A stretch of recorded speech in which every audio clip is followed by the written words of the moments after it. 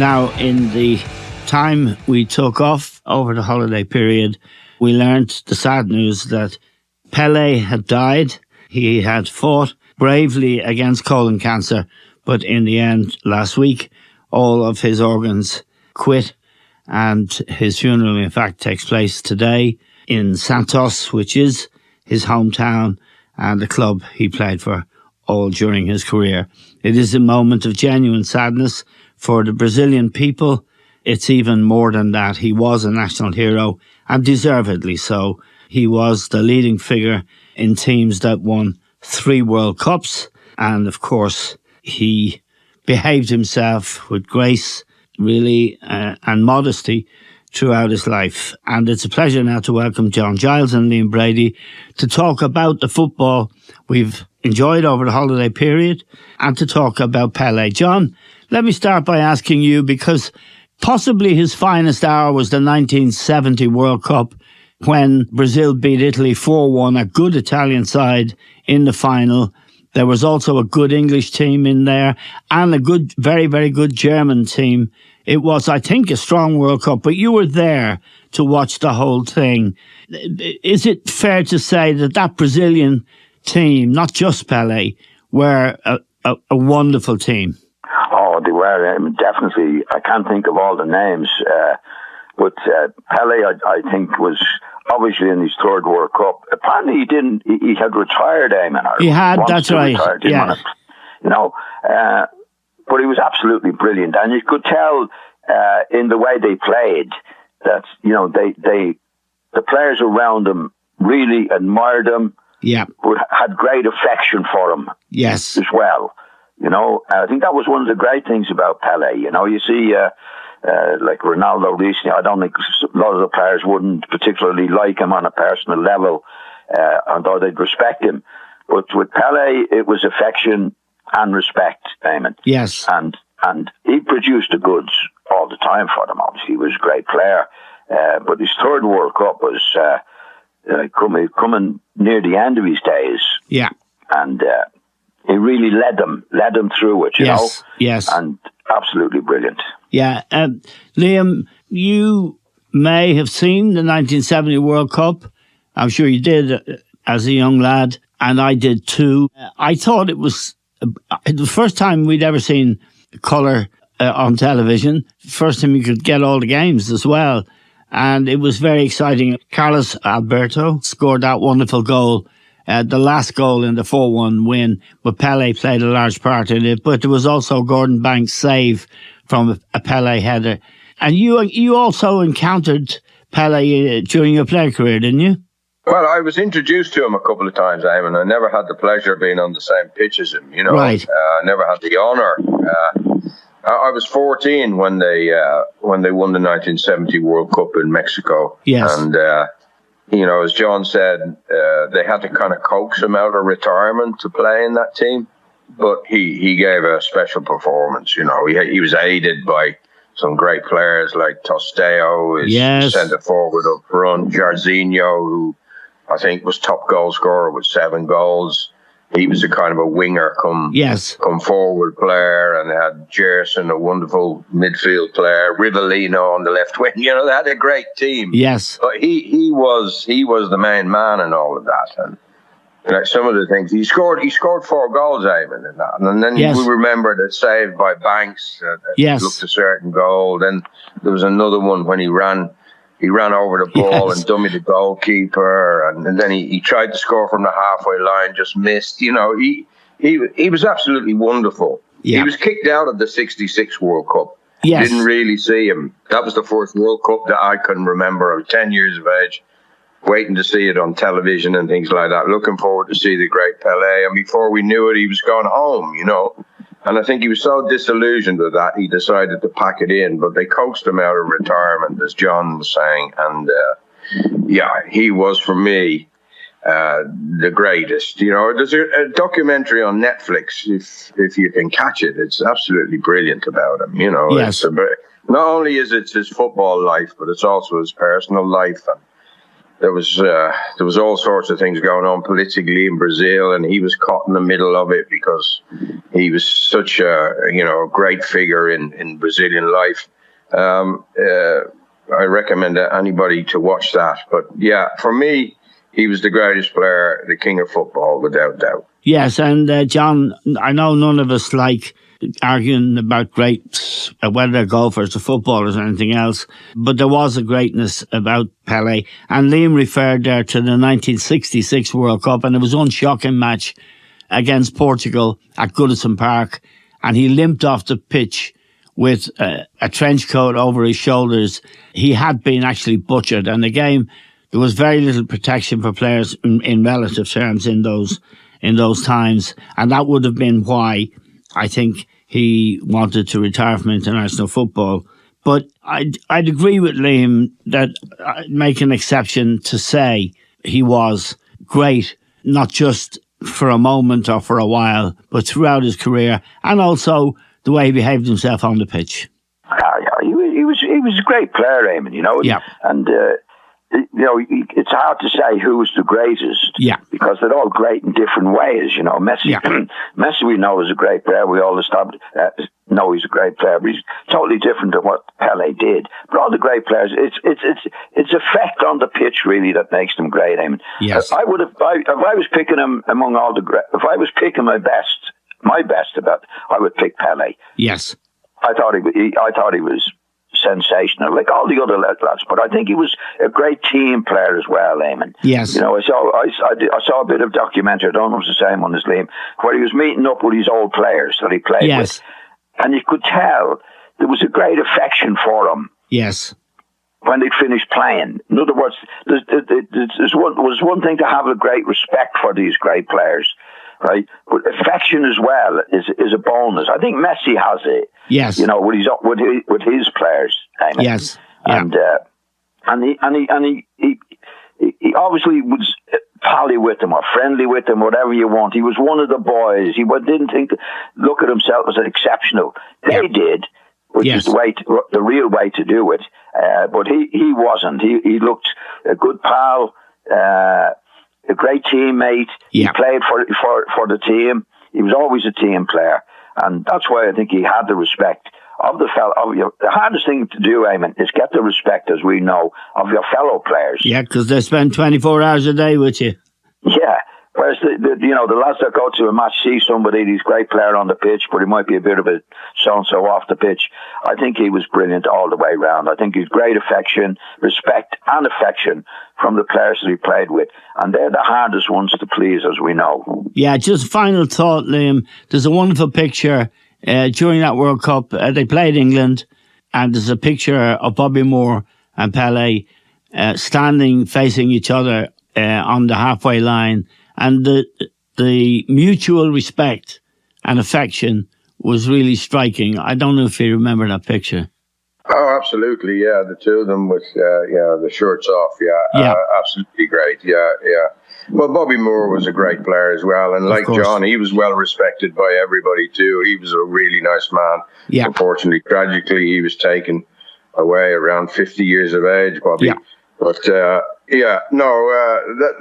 would be the World Cup that I remember most. I think people were saying this year we'd had a great World Cup. Yeah. Gianni Infantino saying the best World Cup ever. But for me, no. 1970 was the best World Cup ever with that Brazilian team led by Pele. Yep, and I agree with that. And may he rest in peace. And we should all be very grateful for the legacy that he left, not just as a footballer, but as a man. Now, John, let me talk about something that isn't so pleasant, and and that is, well, we'll start, shall we, with Arsenal, which is a really good story. They beat Brighton. They were 4-0 up at one stage, and they nearly blew it. But this young Arsenal team looked to me to have something about them. They're fearless. They attack from the first whistle, and there's a discipline in the side, even including Xhaka, who has been notoriously ill-disciplined in his career. Even he seems to be getting the message from the coach Arteta: behave yourself, do your job, don't get involved. How impressed have you been? They're 7 points clear at the top.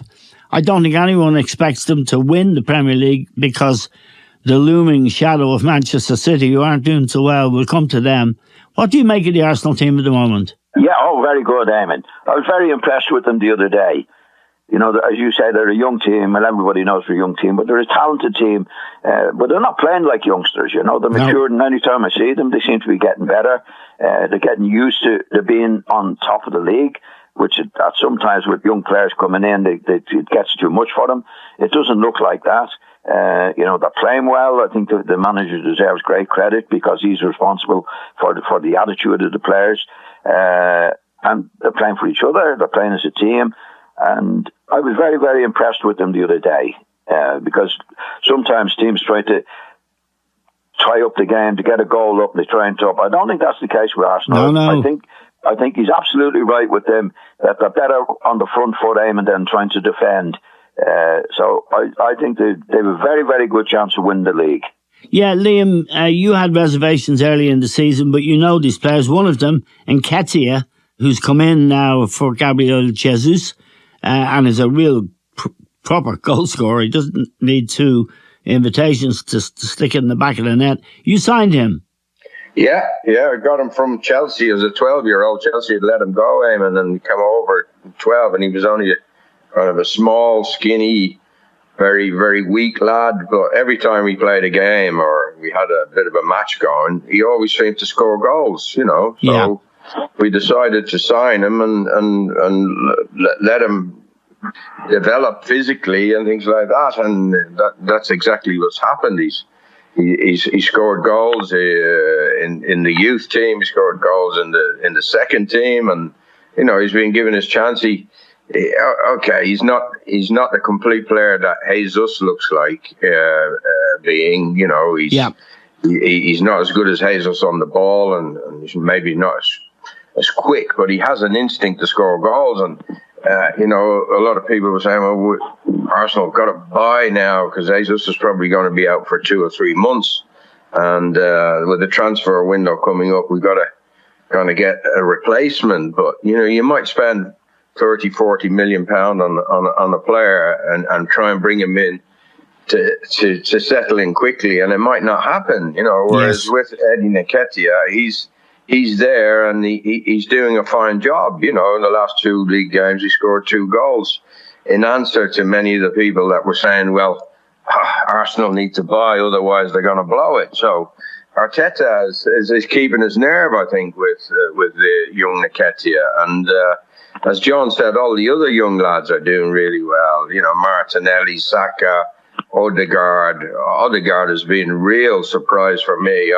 I wasn't too sure about signing him when we did because we'd had him on loan for a long time from Real Madrid, and I was, you know, undecided. But he's been absolutely fantastic this season as well.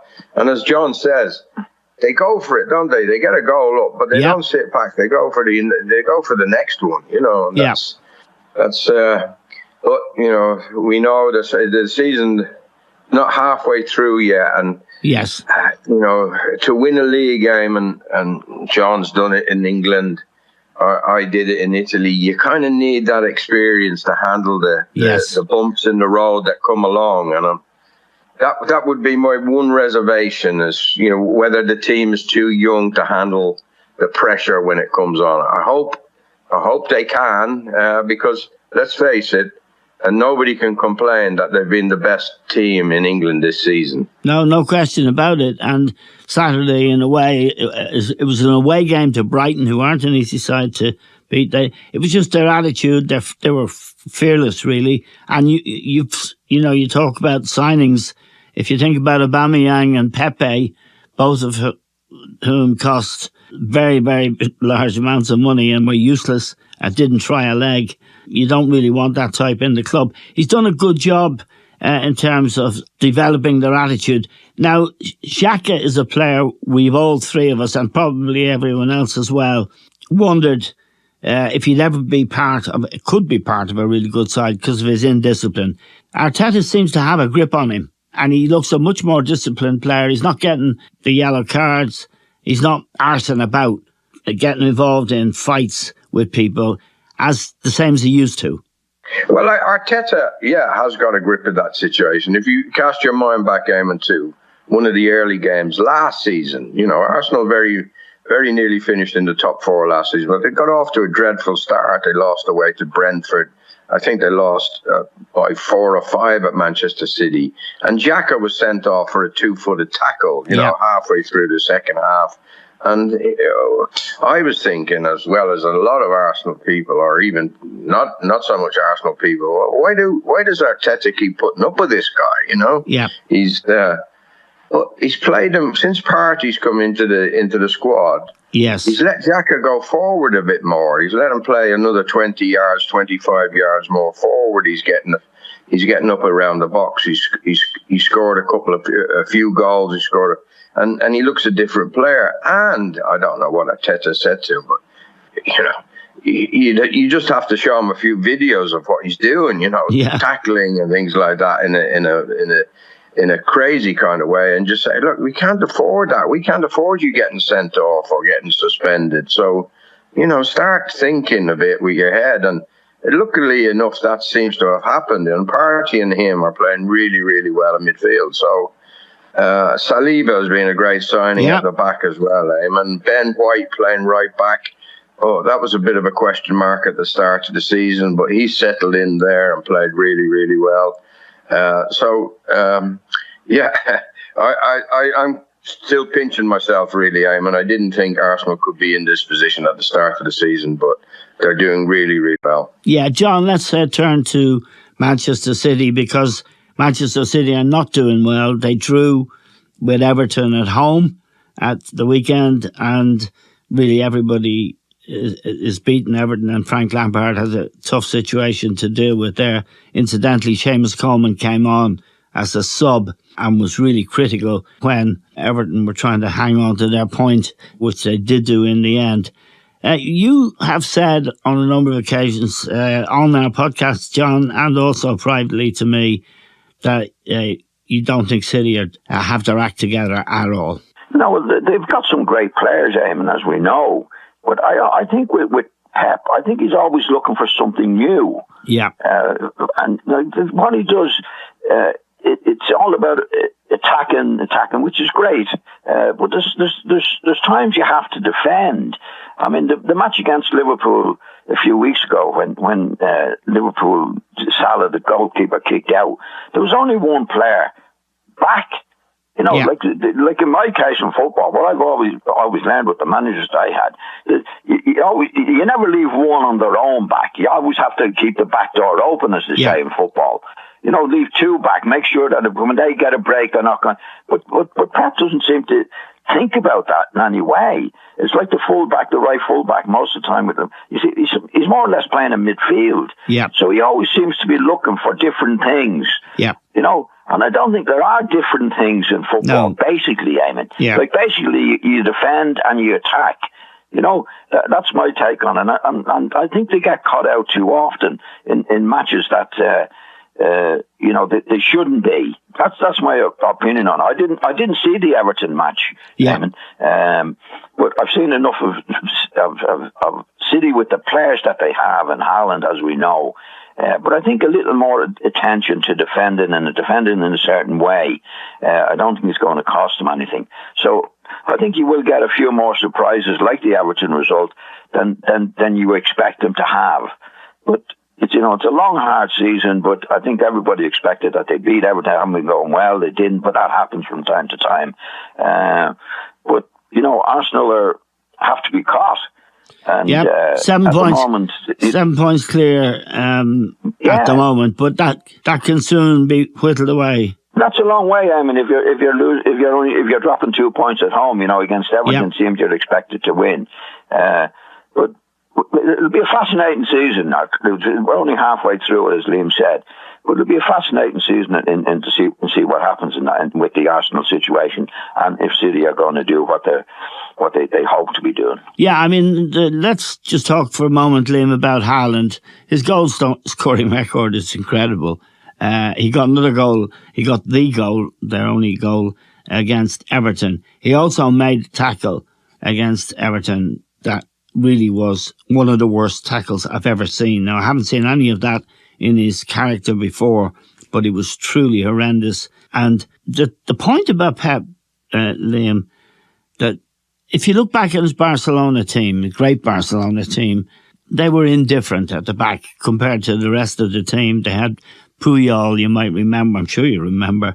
And when you look at the Bayern Munich team, and again, when he first came to Manchester City, always problems at the back. He doesn't seem to believe that you build from the back, and that's the first thing you've got to get right. Now, which is what most football coaches, players believe, who think about the game. You build from the back.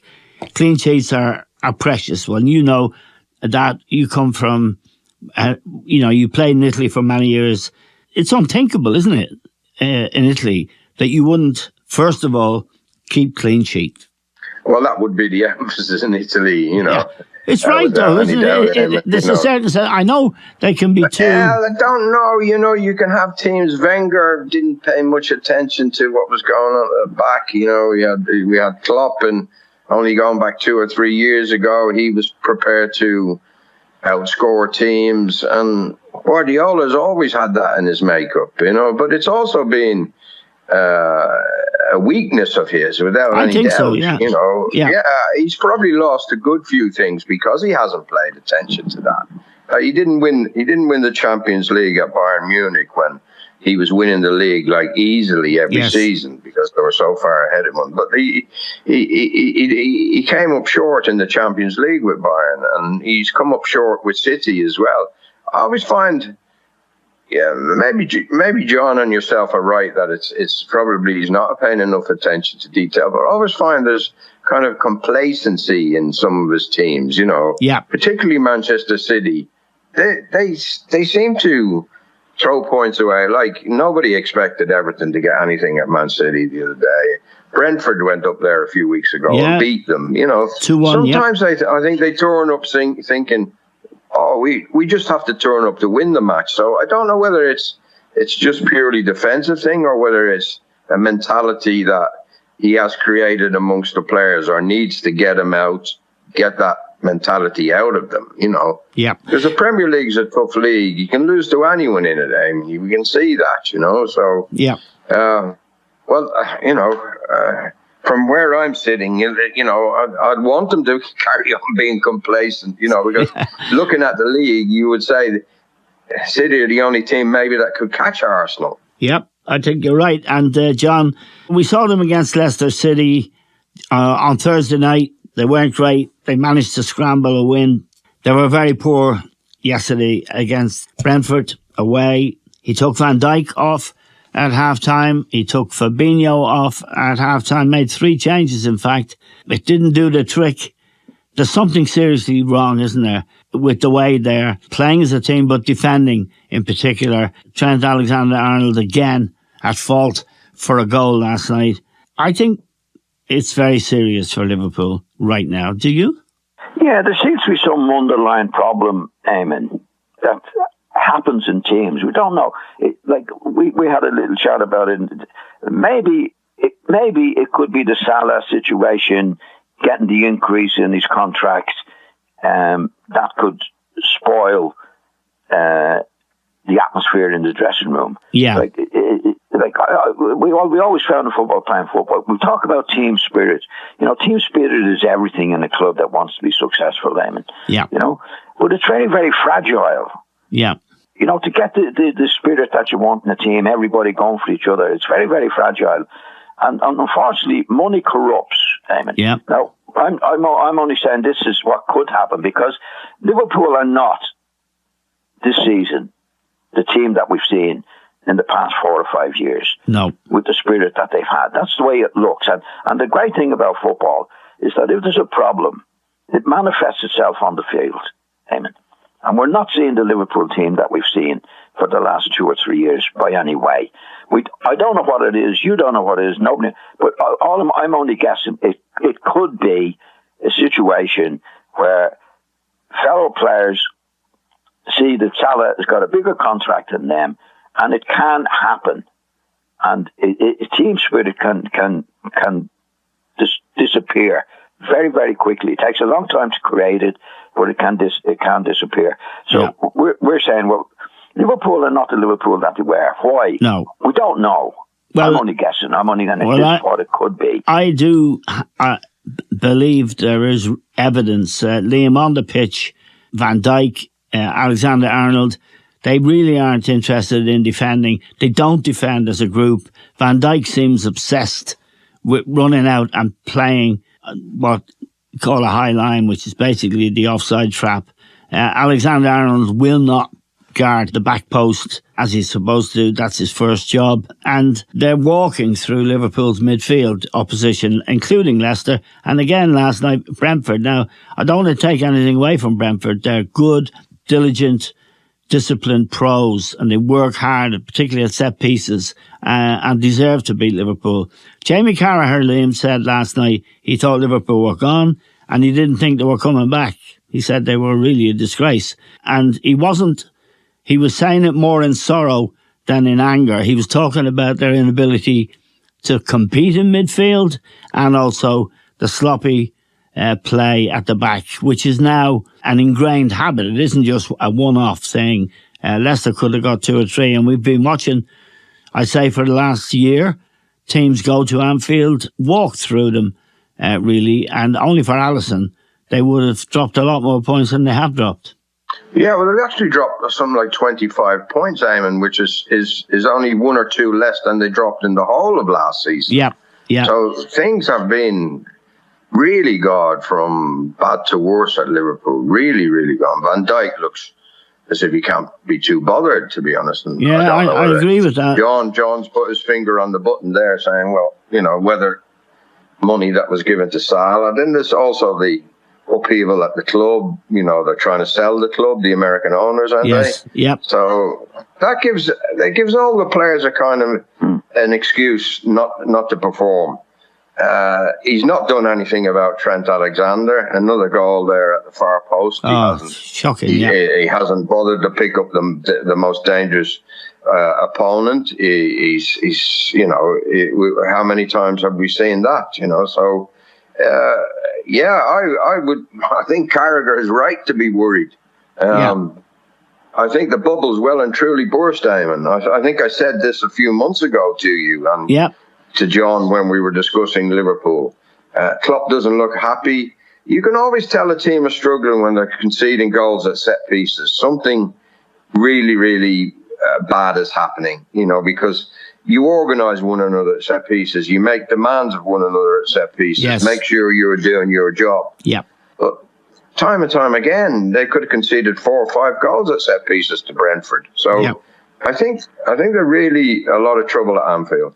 Yeah, John, just to confirm, I agree with Liam. I agree with Carragher. And he wasn't saying it in an angry way. He was saying it in a more in sorrow than in anger kind of way, that really things are happening that should not be happening. And I think Carragher is always a straight shooter when he's asked an opinion. And the way we've seen them and talked through these games against Leicester last Thursday, again last night, there's something seriously wrong, isn't there? And the question that Liam's comment raises, can it be fixed? I don't think it can be. If it gets as bad as it looks, Eamon, it's very, very hard to fix it. Yeah, I mean, for example, in the post-match interview with Jurgen Klopp, he said Liverpool couldn't deal with Brentford's chaos. It was a bit patronising and a bit of a put-down. He then didn't think the third goal should have been allowed to stand. He thought it was a foul. Okay, well, they still would have lost 2-1 anyway. But he doesn't seem to be, should we say, as concerned as you'd expect him to be. Well, it's very difficult for a manager, Eamon. If he came out and he said, well, we were rubbish and this is wrong and that's wrong, and they can't do that. He can only try and clean over it as best he possibly can. I mean, he would not. We're only guessing what the problem could be. What we do know, and it's a great thing about football, if there's problems, Eamon, it manifests itself on the pitch. Yeah, and we know that because we can see it. And exactly. Yep. But that's the truth about football. Yep. I mean, if things are going great, like things are going really good at Arsenal, we see it on the pitch. Like when things were going bad at Arsenal, we could see it. Yeah. Now that he's put it right. But when you look at Liverpool now, things are not right. Yeah. We don't know exactly what it is, but there's something there that it's not the Liverpool team that we know. But when he's asked after the match, and he would know what's going on there, in my opinion, he would know what's going on. But he can't come on the television and tell us, Eamon. Right. He can only spoof, and say when talk diggity-do about what happened, and as you can say now, we mentioned this and he mentioned that. Like, to be fair to him in his job, he has to do that. Yeah. He can't say, now listen, folks, what's going on? We don't know. Is Mo Salah got 150 grand rise? Sorry? What's going on is that Mo Salah got 150 grand rise. And he's getting more than Van Dijk. Van Dijk's on strike. That's my guess on it. Yeah. But he can't say it. He can just get on with say what he's saying is, which is nothing really after the match.